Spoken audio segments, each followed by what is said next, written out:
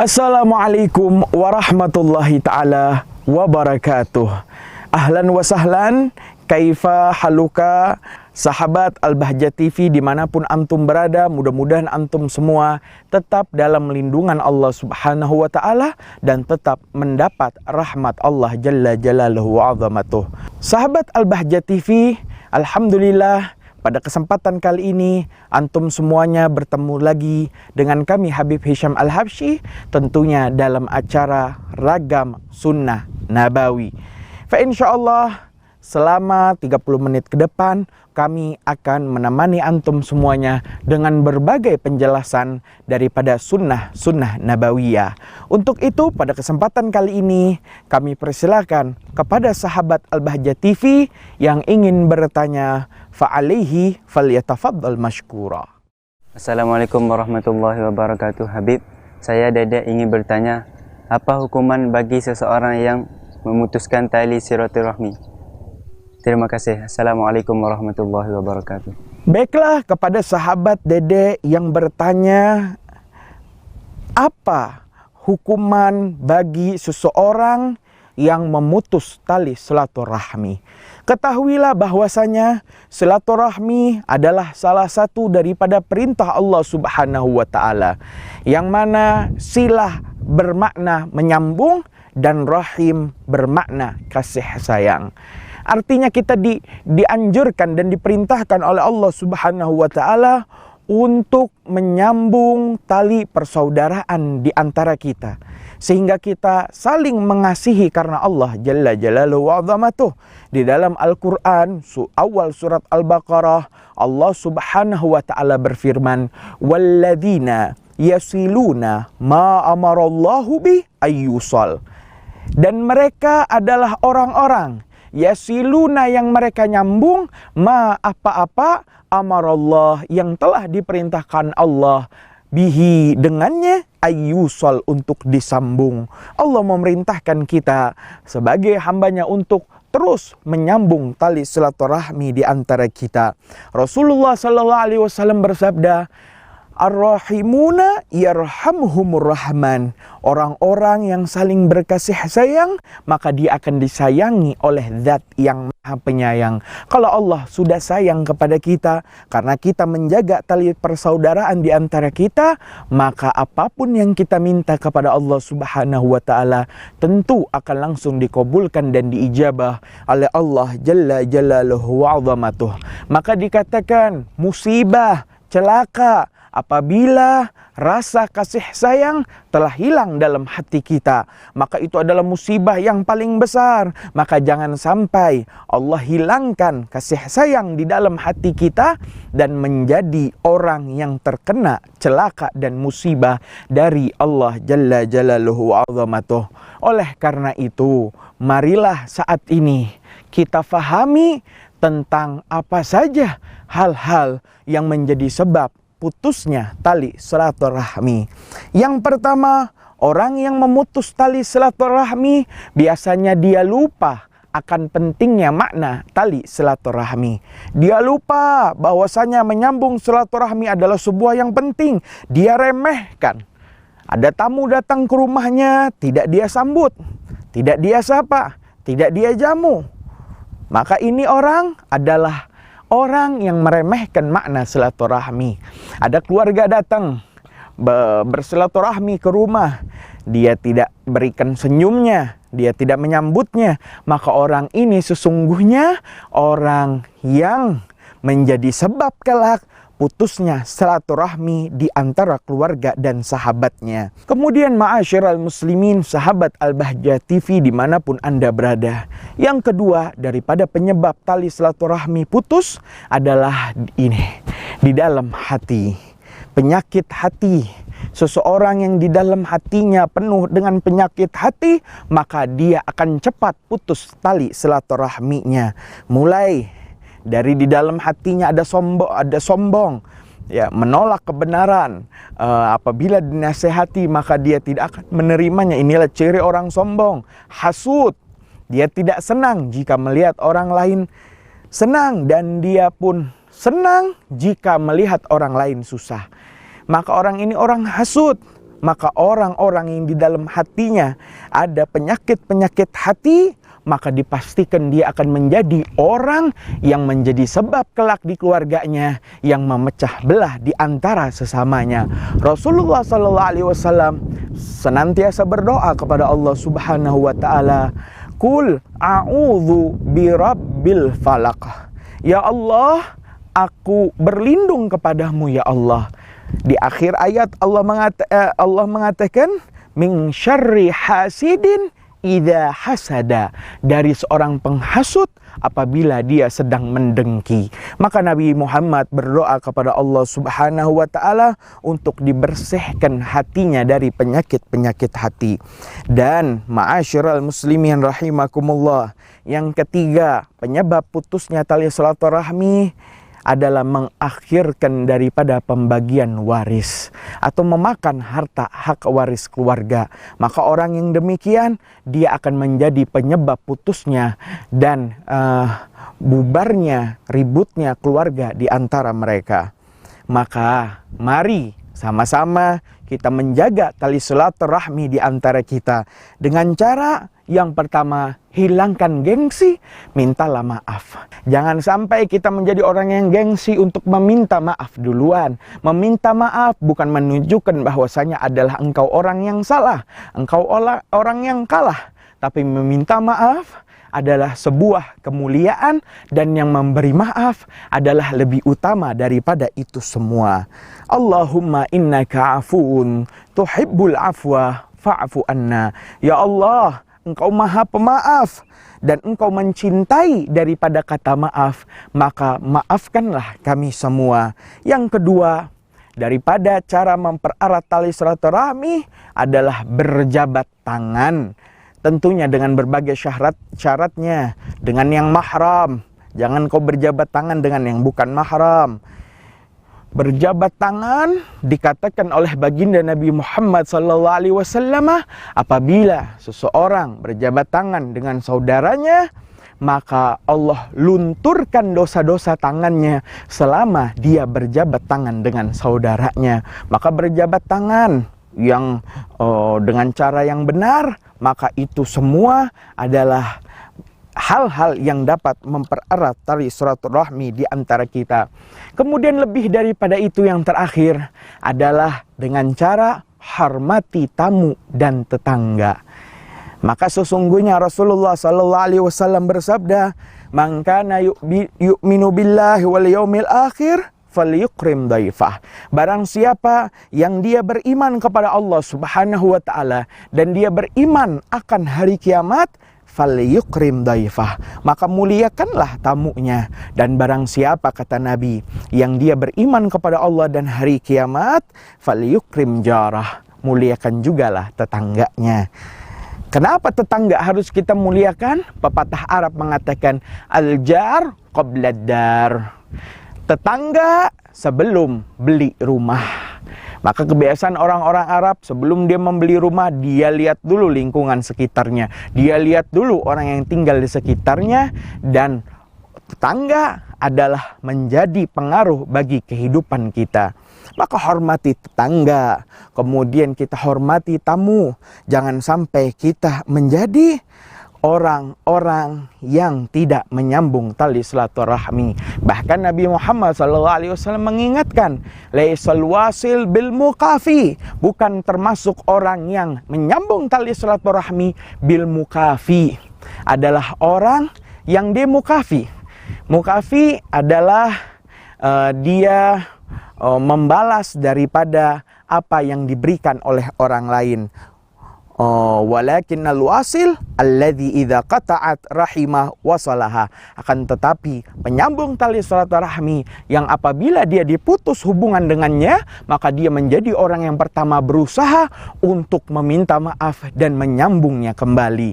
Maka penting kiranya kita menjaga tali silaturahmi, jangan sampai kita termasuk dari orang yang mendapatkan celaka dan musibah dari Allah Subhanahu wa taala. Wallahu a'lam bissawab.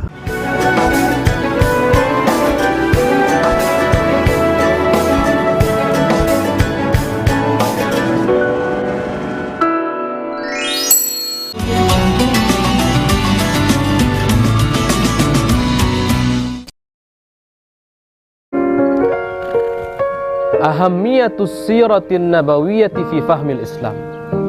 Pentingnya mempelajari sejarah kenabian Nabi Muhammad SAW dalam memahami Islam. Dalam memahami Islam.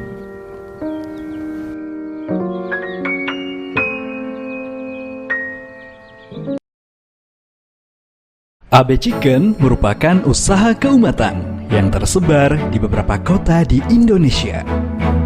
Hadir dengan nuansa dan pelayanan yang syar'i, sebagian keuntungan AB Chicken disalurkan untuk kepentingan dakwah.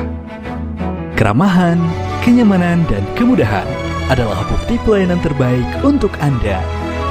Nikmati sajian menu ayam yang lezat hanya di AB Chicken. AB Chicken, lezat ayamnya, berkah nikmatnya. Di masyarakat kita kan ada walimah khitan, ya kan, walimatus safar, haji. Itu sebenarnya ada sandarannya dari para ulama, khususnya madhab Imam Syafi'i dalam mendefinisikan tentang walimah, makanan yang dihidangkan untuk sebuah kegembiraan. Nah, termasuk di dalamnya khususnya adalah pernikahan, dan asli memang untuk pernikahan. Sampai Nabi pernah memerintahkan.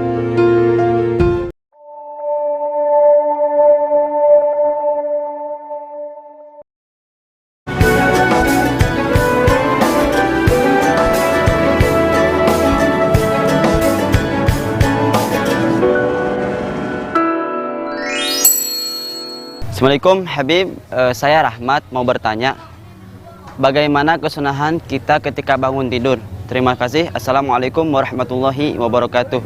Ya, baiklah. Kepada sahabat Rahmat yang bertanya bagaimana kesunahan setelah kita bangun dari tidur, maka ketahuilah bahwasanya ketika seseorang tidur, saat itu Nabi Muhammad SAW menceritakan sebuah kisah bahwasanya ketika seseorang tidur, maka akan datang iblis kepadanya dan mengikat 3 tali yang sangat kuat di atas kepalanya.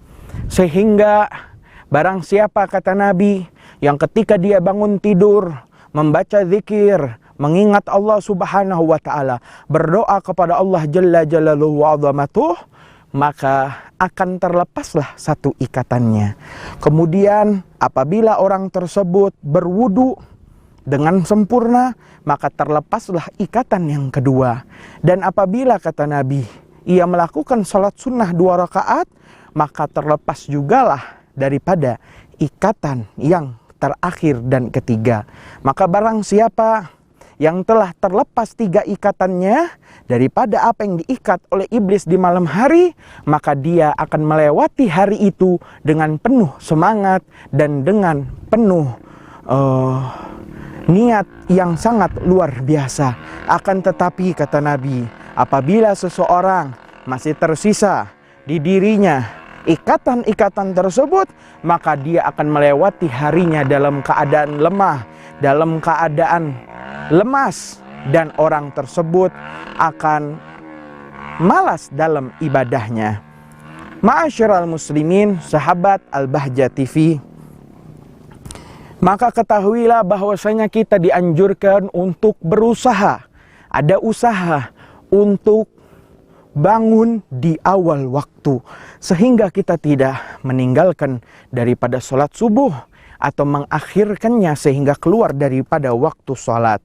Ketika Nabi ditanya, ayyul a'mali afdal, amal apa yang paling afdal dan utama, maka Nabi menjawab, as-sholatu ala waktiha, sholat di awal waktunya. Maka kita harus ada usaha untuk bangun sebelum subuh berkumandang, sehingga kita tidak termasuk dalam ancaman Allah Subhanahu wa Ta'ala, wailul lil musallin alladzina hum an salatihim sahun. Celaka bagi orang-orang yang salat, mereka yang lalai daripada salatnya. Dan termasuk lalai salat adalah dia mengakhirkan sholat dan dia tidak bangun di awal waktu. Maka ada usaha, di antaranya adalah tidur pagi-pagi, bada isya, mungkin jam 8, jam 9 udah tidur, akan berharap untuk dibangunkan oleh Allah di waktu subuhnya. Ma'asyiral muslimin rahimakumullah. Menunda-nunda sholat adalah termasuk daripada dosa yang sangat besar di hadapan Allah Subhanahu wa ta'ala. Maka jangan sampai kita termasuk dari orang-orang tersebut yang dilalaikan oleh iblis laknatullah alaih. Ketika Nabi dikatakan kepada Nabi bahwa ada seseorang yang dia masih tertidur setelah subuh berkumandang, maka Nabi mengatakan sesungguhnya iblis telah kencing di telinganya. Maka jangan sampai telinga kita dikencingi oleh iblis laknatullah alaih, sehingga kita termasuk orang yang dibenci oleh Nabi Muhammad sallallahu alaihi wasallam. Dan disunahkan juga setelah seseorang bangun daripada tidurnya, maka untuk memakai siwak atau sikat gigi untuk membersihkan giginya dan menyemangatkan hidupnya. Kemudian jangan lupa ketika bangun dari tidur, ia membaca doa yang dianjurkan oleh baginda Nabi. Di antaranya doa Alhamdulillahilladzi ahyana ba'dama amatana wa ilaihin nusyur. Alhamdulillahilladzi, segala puji bagi Allah zat ahyana yang telah menghidupkanku, ba'dama amatana, setelah aku wafat mati, wa ilaihin nusyur, dan kepada Allah Subhanahu wa ta'ala tempat kita kembali. Sesungguhnya tidur adalah kematian kecil bagi kita manusia, dan alhamdulillah Allah bangunkan lagi kita di pagi hari, maka itu adalah nikmat yang besar dari Allah Jalla Jalaluhu wa 'azamatuh. Ma'asyiral muslimin rahimakumullah. Setelahnya kita memakai baju yang menutup aurat. Kemudian kita bersiap untuk masuk ke dalam kamar mandi, tentunya dengan adab-adabnya, di antaranya melangkah dengan kaki kiri dan masuk dengan membaca doa-doa yang telah diwiridkan. Dan dalam keadaan kita memakai sendal dan memakai penutup kepala, peci atau lain sebagainya. Kemudian untuk berwudu di kamar mandi tersebut atau di tempat khusus untuk berwudu, sehingga terlepaslah ikatan yang kedua dari apa yang diikat oleh iblis laknatullah alaih. Selanjutnya, setelah kita bersiap untuk melakukan sholat subuh, jangan lupa kita melakukan sholat sunnah 2 rakaat fajar, karena 2 rakaat fajar afdal, lebih baik daripada dunia seisinya. Kemudian setelah sholat sunnah 2 fajar, dengan di rakaat pertama membaca surat Alam Nashrah setelah Al-Fatihah, dan di rakaat kedua membaca surat Al-Fil, Alam Tara setelah Al-Fatihah, maka orang tersebut akan dihindarkan dari penyakit baik penyakit batin atau penyakit zahir. Setelahnya kita membaca doa fajar yang telah mutawatir, yang telah ma'ruf di kalangan umat Islam. Selanjutnya jangan lupa untuk kita melakukan sholat subuh secara berjamaah, wabil khusus bagi laki-laki sholat di dalam masjid.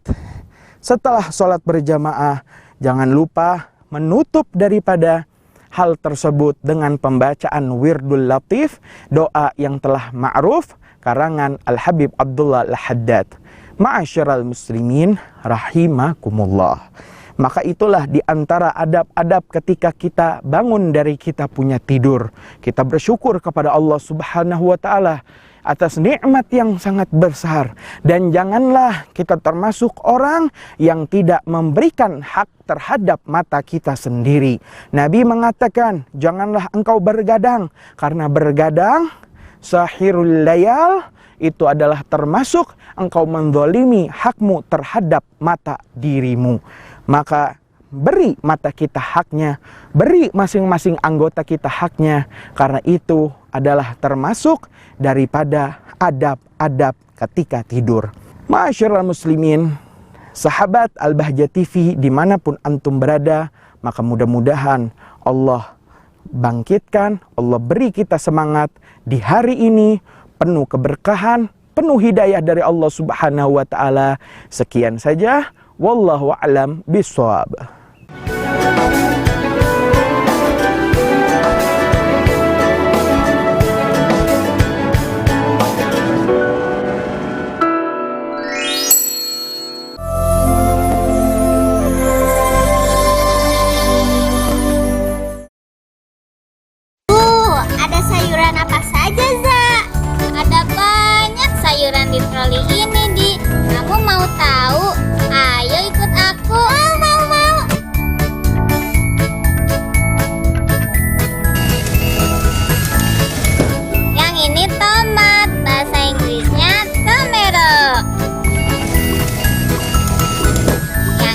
wortel, bahasa Inggrisnya carrot.